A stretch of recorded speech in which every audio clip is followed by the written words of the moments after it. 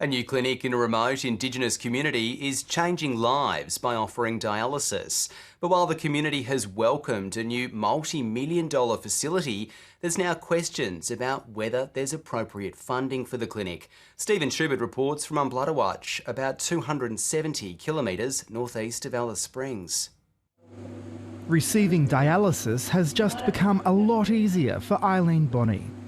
When I come back home, I was happy then, welcome home, to see all the family in Umbladawatch. I was missing them for a long time. Yeah. She needs the life-saving treatment 3 times a week. For 7 years, she was forced to live in Alice Springs, a 4-hour drive from her home along rough roads. Nobody to talk to, and I got real worried then. I want to get out from this room. How can I get back to my family?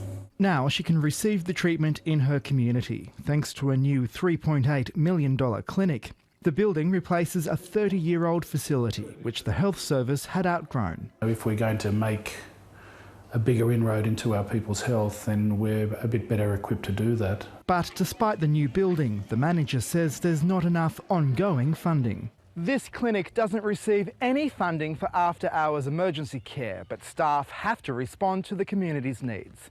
The cost of doing that is eating into the budget for other healthcare services. 435 hours worth of emergency care was provided in the last 12 months. When you take that into real time, you're talking nearly 3 months worth of extra care that's been provided. And it's hard, and we don't get funded for doing 24-hour services, but it's needed out here.